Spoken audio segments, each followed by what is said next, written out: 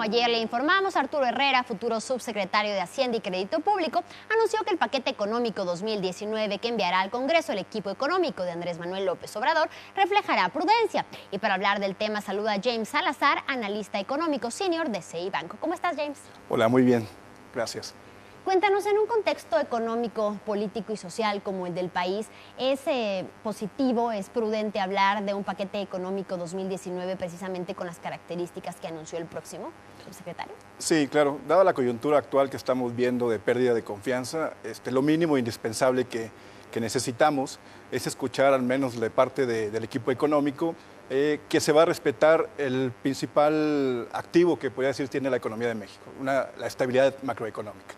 Y parece ser que los adelantos que nos han estado dando el equipo que va a estar en la Secretaría de Hacienda cumplen con esta característica. La verdad es que en sentido estricto las variables parece ser que están dentro de la línea de la mayoría, o lo que esperamos la mayoría de los analistas. Entonces, sí es una buena noticia que hayan estado filtrando este tipo de información y que en principio suena todavía factible. Digo, vamos a ver si la reingeniería de gasto da para eso, porque ese es otro tema.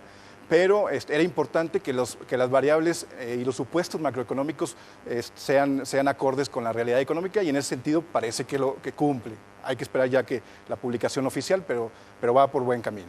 Y en esta realidad económica, en este escenario económico por el que estamos atravesando, ¿consideras que el país está dispuesto para un paquete económico 2019 con tales características? Habría que ver, porque la verdad es que habría que separar en dos grandes rubros la cuestión del paquete económico. Uno son como las grandes variables de las finanzas públicas. Y en ese sentido nosotros estamos relativamente en línea con la expectativa que traen de crecimiento económico. Bueno, nosotros estamos un poquito más abajo, esperamos para el próximo año alrededor de 1.8%, pero el 2.2 que traen, 2.3, está dentro de nuestro rango superior, entonces no tenemos ningún problema. El otro indicador que es relevante, el del tipo de cambio, también nos parece razonable, el precio del petróleo. En ese sentido, en esa parte de los grandes indicadores de finanzas públicas, parece que si lo logran concretar en la hora de publicación, es posible o es factible. Lo que otra parte nos interesa es Pemex.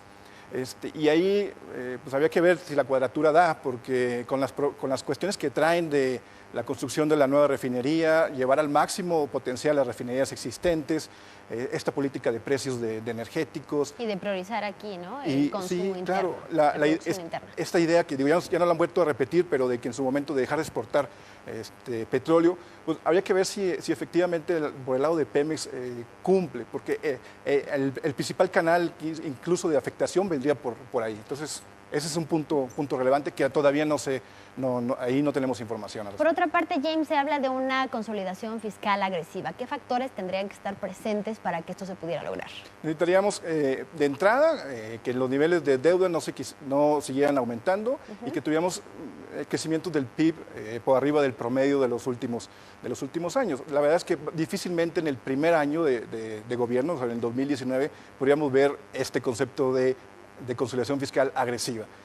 En el mejor de los casos, se mantendría al menos el proceso de consolidación que ya trae la actual administración del presidente Peña Nieto. Necesitaríamos lograr crecimientos por arriba del 3.5% para pensar en un nivel de consolidación fiscal agresiva, y que esto no tenga repercusiones o que no tengamos desequilibrios en otras variables como el tipo de cambio por la parte del costo financiero.